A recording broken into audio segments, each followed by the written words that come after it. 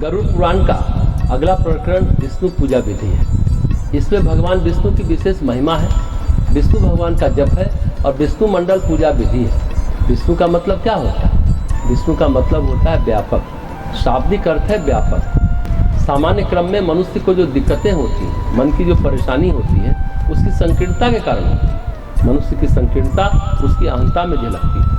अहम मनुष्य को संकीर्ण बना देता है और दूसरा अहम के अलावा स्वार्थपरता मनुष्य को संकीर्ण बना देता है और अहंता से ही स्वार्थपरता पैदा होती है। विष्णु पूजन का मतलब है कि मनुष्य को अपने आप को व्यापक बनाना चाहिए। जितनी भी चीज़ें हैं, हमें अहंकार के बंधन से मुक्ति दिलाने के लिए, अहंता से मुक्ति दिलाने के लिए विष्णु पूजा विधि में कहते हैं कि जिसकी पूजा करने से व्यक्ति परम गति को प्राप्त हो, मैं उसी भुक्ति और मुक्ति देने में समर्थ श्रेष्ठ पूजा का विधिवत वर्णन करता हूँ। ये विष्णु पूजा की सर्वोत्तम विधि है, जिसे विष्णु मंडल पूजा विधि कहते हैं। व्रती को सर्वप्रथम एक सामान्य पूजा मंडल का निर्माण कर मंडल के द्वार देश में पूजा आरंभ कर दी चाहिए। मंडल के द्वार देश में धाता विधाता महानदी गंगा यमुना की पूजा करनी चाहिए। तदंतर द्वार देश पर ही श्री दंड प्रचंड और वास्तु पुरुष की पूजा करनी चाहिए। मध्य मार्ग में आधार शक्ति कुर्मदेव और अनंत का पूजन करें। इसके बाद पूजक प्रवृत्ति धर्म ज्ञान वैराग्य ऐश्वर्य अधर्म अज्ञान अवैराग्य और अनिश्वर की पूजा कंद नाल पद्म गणिका केसर आदि भागों पर करें। तदंतर सत्व रजस और तमस गुणों की पूजा करके उस वृत्ति को यथाविधि सहित सूर्य आदि ग्रह मंडलों की और विमलादि शक्तियों की पूजा करनी चाहिए। इसके बाद मंडल के अग्रभाग में दुर्गा गणेश सरस्वती और क्षेत्रपाल देवों की तथा आसन मूर्ति पूजा कर भगवान वासुदेव और बलभद्र का स्मरण करता हुआ महात्मा अनिरुद्ध तथा नारायण पूजन करें। उनके हृदय आदि संपूर्ण अंग शंख चक्र गदा आदि आयुध की पूजा कर श्री पुष्टि गरुड़ गुरु और परम गुरु की पूजा करें। तदंतर उसे इंद्रादि आठों दिक्पाल की पूजा उनकी ही दिशाओं में करके अधोभाग में नाग तथा ऊर्ध्व भाग में ब्रह्मा की पूजा करनी चाहिए। आगम शास्त्र में निर्दिष्ट विधि के अनुसार विश्वक्सेन देव की पूजा ईशान कोण में करके उस मंडल के पूजा को पूर्ण करना चाहिए। जो मनुष्य इस विधि से एक बार भी भगवान विष्णु की पूजा करता है, उस महात्मा का इस संसार में पुनर्जन्म नहीं होता। पुंडरीकाक्ष गदाधर भगवान विष्णु एवं ब्रह्मा की पूजा करने से पुनर्जन्म नहीं होता। ये विष्णु पूजा की विधि है और अंत में ध्यान इस तरह से करना चाहिए। भगवान विष्णु के पूजा के सामान्य प्रकरण में भगवान विष्णु की मूर्ति या प्रतिमा स्थापित करते हैं। उसके बाद उसका षोडशोपचार पंचोपचार पूजन करते हैं। पूजन के पश्चात ब्राह्मण भोजन कराते हैं। इस तरह से भी भगवान विष्णु का पूजन किया जाता है। भगवान विष्णु जो है त्रैलोक के देव है, उनके पूजन से सब विधि कल्याण होता है।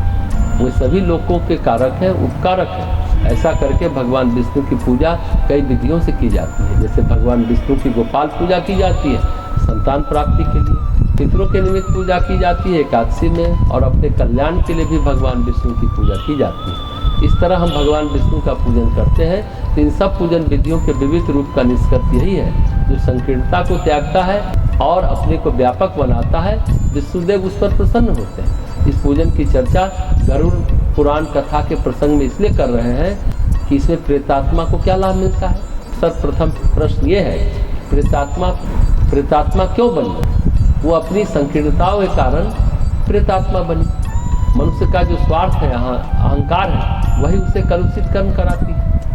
अहंता और स्वार्थपरता के लिए मनुष्य पता नहीं कितने दूर तक अंधा होता है। उसी कलुषित कर्म का यह फल है प्रेत योनि। मनुष्य को लेने दो ही तरह के लोग आते हैं, या तो देवदूत आएंगे या यमदूत आएंगे। कहते हैं एकादशी के प्रभाव से यमदूत नहीं आते, देवदूत आते हैं। जहाँ पर मनुष्य की वृत्ति और बुद्धि, जितनी बुद्धि उसकी अपने आप से सिमटती जाती है, उतना वह कलुषित कर्म की ओर प्रवृत्त होता है। स्वार्थ में, अहंकार में, लोभ में, आसक्ति में, और जितना वो अहंता को, स्वार्थपरता को, लोभ को छोड़ता जाता है, उतना वो व्यापक होता जाता है। मनुष्य जो प्रेत बनता है वो अशुभ कर्मों के फलस्वरूप बनता है।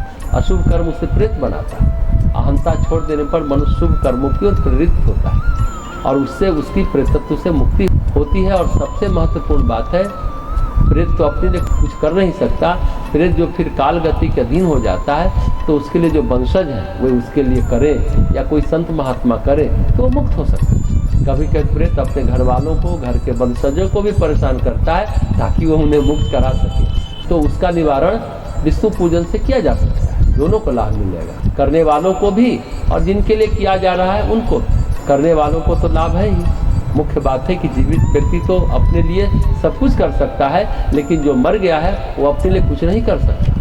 उन्हें मुक्ति मिले, उन्हें लाभ मिले, जिन कलमश के कारण वो प्रेत बना है, इन व्रतों से, इन पूजन से मनुष्य या जीव जहाँ पर भी है प्रेत अवस्था में है, उसको वहाँ सुकून मिलता है। उसकी अभी आसक्तियाँ जिसके कारण वो प्रेत बना, उन कारणों का निवारण होता है। ये पूजन प्रेतत्व से मुक्ति के लिए, प्रेत से मुक्ति नहीं, प्रेत की मुक्ति।